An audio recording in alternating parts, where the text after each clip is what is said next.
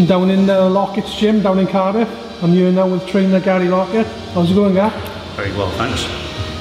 Gar, can we, you had a busy couple of months. Can we talk about them? Yeah. Start off with Enzo Maccarinelli. Yeah. Over in Germany. Yeah. Talk a little about that fight? Yeah, a bit unfortunate, wouldn't it? You know, seem to have gone over this about 100 times with people now, but obviously head crash in the first round. Nothing had happened in the fight really, head crash in the first round. I come straight up, he got caught on it straight after. Came up even more, and then his fight more or less lost before you started, isn't it? So, you know, and then the things and the injuries he had to come through just to get to the fight, you know, and then that happened in the first round. It was just really unfortunate, but that's just the way things go. And he looked in the fight with one eye.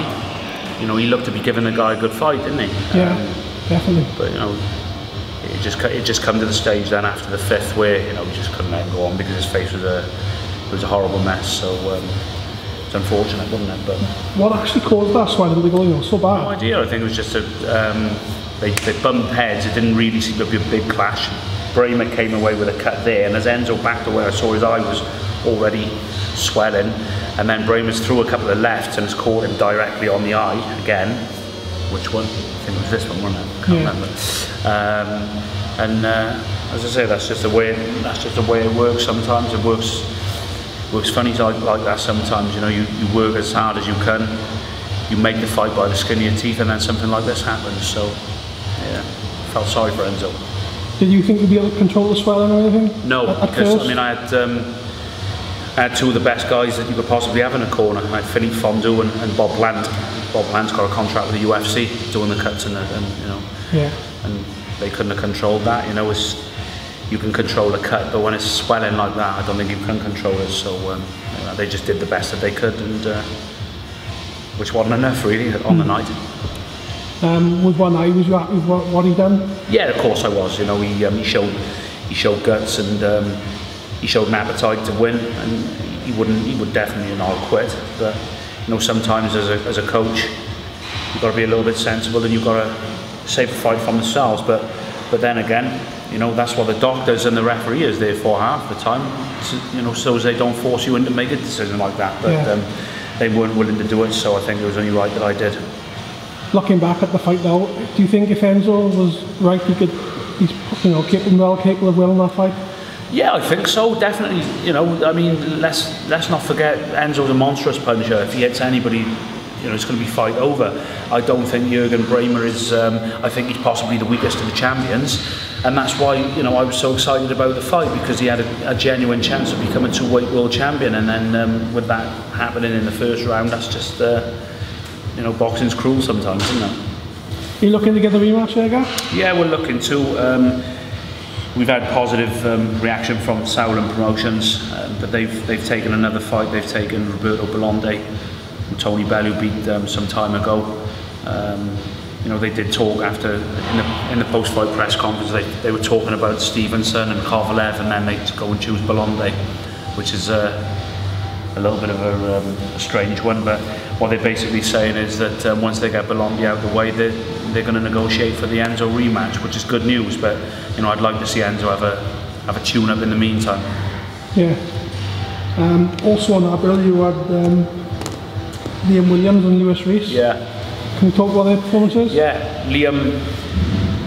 Everyone said that they were really impressed by Liam, and I was impressed, obviously, but.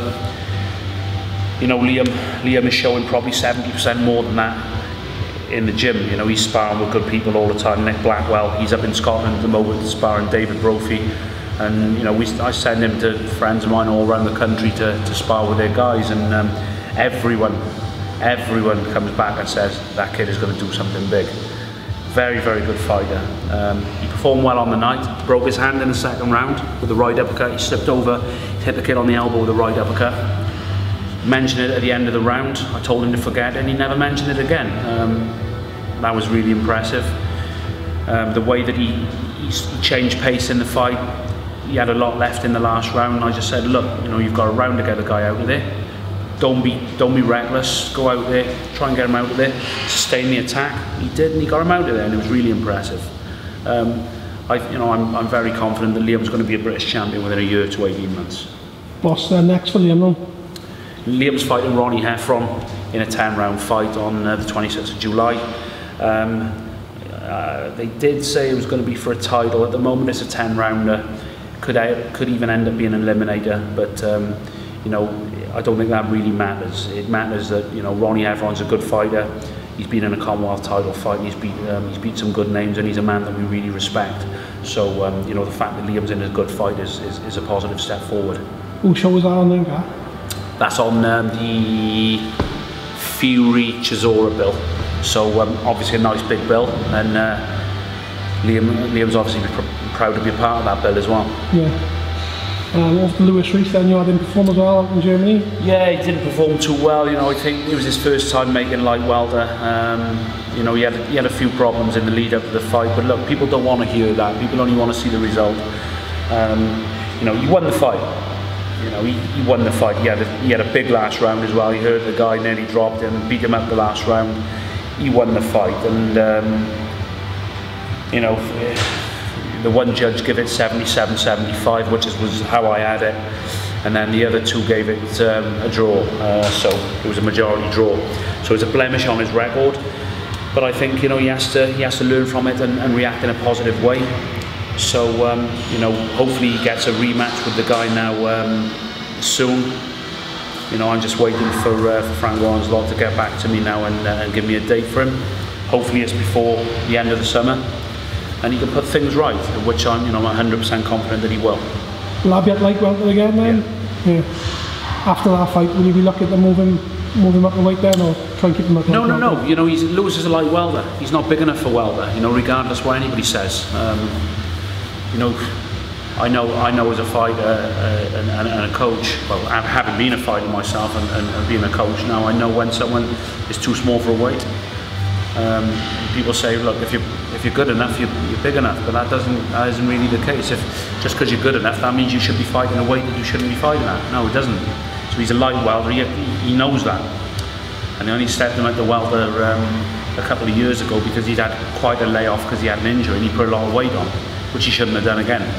But no, he's a light welter, and after if he has a rematch now with Garrido, I think he'd be looking to push for a title in the next couple of fights. Yeah. How did they enjoy the whole experience of fighting over in Germany? Yeah. I don't think Lewis enjoyed it too much because he struggled for weight over there all week, and then he only got a draw. But it was an eye-opener, and I think he learned a lot out there. He saw the way that Enzo does the weight, he saw the way that Liam does the weight. They do it completely professionally, drinking lots of water and water loading at the end, and doing it properly. Whole experience was really good for him, I think, and he'll have learned a lot from it. Yeah. Since then we've had Matchroom's the second coming in Cardiff. You had Alax Hughes on there making his pro debut. Happy with his performance tonight? Yeah, let's not go overboard. I've heard a couple of journalists say it's one of the best debuts they've ever seen, and that's lovely for people to say things like that. Or best debut they've seen in the flesh, which is lovely. Real nice thing to say.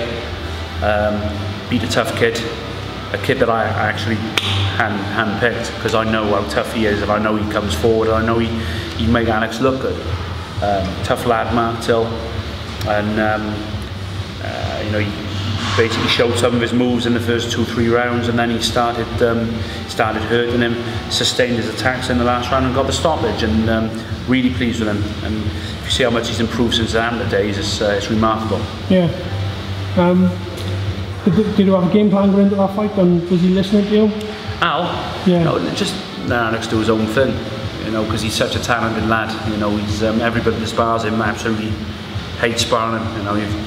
Guys get out and there's steam coming out their ears because they can't hit him, but let him do his own thing. We've always got a game plan, but I just said, work on your jab, keep your output quite high, and then if he wants to stand with you, do your thing. He does this Mayweather thing on the inside where he turns his shoulder and counters, and it worked really well. But then when he had to sustain the attack and he had to up his output a little bit, he did, and he got the guy out of there, which was really pleasing. What else are you hoping for Alex this year when you open to have him out next? Yeah, Alex has got a spot on Chris Hanager's bill now in July. I say now, it's actually in July the 11th. That's a typical Welsh thing. July the 11th, he's boxing in Merthyr. Couple of little possibilities for opponents, but we're just waiting to see now who he's going to be fighting, and come away with another win there, and he'll be on a matchroom bill then in September, so really positive. Yeah, so looking to get him out, what, 2 or 3 times again this year? Yeah, another 3 times I would have thought. If he boxes in September, I heard him say another twice. I mean, Jesus, I can't work miracles, but possibly if he boxes on a matchroom bill in September, he'll probably be on again then before Christmas, at some, on someone else's bill or what have you. Also on the bill, Gav, that night you had Dale Evans. Things didn't go to plan. No, it just wasn't Dale's night, and he'd actually give up work and gone full time. He was stopping with me, and looked really good in training. He had a few injuries, but he wasn't able to spar as much as he normally would. But that's no excuse. And, we thought that Mark Douglas was going to come flying out of the blocks, because the only times we've ever seen him before, he's come flying out of the blocks like a madman, and he didn't. He chose to box, but Dale had to adapt, and I just don't think he adapted. And trying to tell him in the corner, don't rush in, don't be lazy with the jab, keep switched on. And for some reason or another, he just wasn't switched on. But look, Dale's better than that. He knows that. I think a lot of other people know that. The first knockdown of his career as well, he got hurt. But you see, in the 4th round, when the head clash happens, he'd wobbled the guy. He started to fight, started to listen a little bit, attacking with a little bit of purpose with his hands high, and he's caught the guy, wobbled him, and then I think he had been in a little bit of trouble again, and then the head clash happened. But Mark Douglas is he's a good fight. He's a good fight for Dale, and he'll make a good rematch. What did Dale say when he came back to the corner after having his first taste of the canvas? Oh, I can't remember. I don't think he was too pleased. But no, it's never nice, being knocked down. Never nice at all. But I think he was buzzed a little bit. But I think when he got up, I think he was okay. The referee stopped it instantly as soon as he seen the cut. Yeah, a bad one. I could hardly look at it, because when it comes to open wounds, I'm a little bit squeamish. I can't believe I just admitted that on camera. But no, I just let a cut man deal with it, and it's nothing we could do with that. And I think he had 5 stitches inside with 15 on the outside. So that's a very, very bad cut. All the muscle and everything had gone on the inside. Yeah. So real bad cut. Was that caused the clash of heads? Yes. Yeah. I don't think a punch can cause that amount of damage. It's definitely a clash of heads. How much time will he need for that to recover? We're looking at September. I just told him, look, just got to keep your chill, because he was, unconsolable after it. He was just really, really gutted by the way he performed, and sometimes you just get those nights where it's just not your night, and you just don't perform, you just don't switch on. And he's a lot better than that. Look at the fight that he had against Eric Ochieng. He was absolutely fantastic that night. Yeah. And he didn't perform. Simple as that. He's better than that, and he'll prove that. The next time he gets in the ring, he'll make up for it. Will that cut cause him any problems in the future? Or? I don't see it. People always say about cut reopening. The way I see it is scar tissue. I think scar tissue is stronger than anything. I don't think it reopens. So I don't know. You'd have to ask a famous cuts man about that. But that's just my opinion. Yeah. I don't think it'll be a problem. You let it heal now for a good few months, and then you'll be back in September. Will he be in the immediate rematch or no? I don't know. We'll see. I'll see where I can organise, and obviously I'll speak to you in the meantime. Yeah. Also on that bill, you had the rematch, Gavin Rees, Gary Buckland. Thoughts on that fight? Yeah, fab. I mean, very hard to motivate Gavin, and he had 5 weeks before, and I'd organised some sparring, and it was on a Saturday. 2 guys come up from Swindon, and I looked at my mobile, and it was 10 minutes, and if Gavin's 10 minutes late, he ain't coming. So I tried to get hold of him, and couldn't get hold of him, and couldn't get hold of him all day. I just wondered what was wrong, and then he phoned me the next day, and he said, I can't be bothered. I just can't get myself up for it. And got business interests outside of boxing. I know he's earning money outside of boxing, and I think it becomes hard when that happens. You know, when you're earning money outside of boxing, you see a different life. So I just said, look, I'll support you 100% whatever you decide to do. Sleep on it. See me in the gym in the morning. We'll go for a coffee, you know. And he turned up with this stupid smile on his face, and I thought, Jesus Christ, what next now? And he said, I'm going to dedicate myself and work my ass off, he said, for 5 weeks. So I'm going to win this fight and I'm going to retire. You know, the problem then is Gavin can't train his ass off for 5 weeks because he's got so many injuries that he keeps breaking down in sparring all the time. So he didn't spar for, I don't think, for the last sort of 3.5, 4 weeks. Just worked him hard on the pad work and just different sessions, and I just hoped that was enough. As it was, you know, he did his own thing diet-wise, didn't listen to anybody, did his own thing. He didn't look too good at the weigh-in, mind, but I think in the fight, I think he performed remarkably well. I was really proud of him, and I think the whole situation is sensational. You know, a guy saying, right, I'm retiring, I'm going to win the fight, I'm going to walk away, and that's exactly what he's done. You know, and I think the guy's an absolute legend. You know, he's when he came to me sort of 4 years ago, he was absolutely skint. Gavin obviously approached me to start training with me. It was 2010, early part of 2010. I think he'd won the prize fight late 2009. I think he'd gone through a little bit of money and he was on the bones of his ass, to be honest, you know, and just seems a long way that we came. I approached Matchroom, got him in a couple of little 6-rounders, and then got a British title fight, European title fight, defended his European title over in Paris and all over the place. Then we were out in America for sort of 5 weeks together, and just come a long way, earned a lot of money together as well. And it's just a remarkable story, and one of boxing's good stories, you know. And he's retired with a lot of money in the bank, a bar, a gym, a couple of cars that I consider to be boy racer cars, mine, but not for my liking. But no, he's doing well for himself, and it's a great little story. There's talks from retiring after the first fight. Yeah. Why did he come back? Well, as I say, you know, he didn't want to go out on a loss. He believes that he pinched the first fight, but it was a close fight. You know, we're not ever going to say, you know, and Gary's a great guy, and all the guys up in St. Joe's we get on with, and you know, it was a close fight. How did you see that, like that? I believe Gavin had won it, but as I say, you know, it was a close fight and probably could have gone either way. But he just didn't want to go out on a loss, and he'd lost 3 on the trot. Well, lost 3 on the trot. You know, I mean, he'd lost to Braehmer, yeah. Lost to Crawler in a close fight, and then lost to Buckland in a close fight. I just don't think he wanted to go out on a loss, and hence the return. And luckily enough, he put it right in the end, didn't he? So with the first fight, first couple of rounds he was boxing, and then just sort of went to war.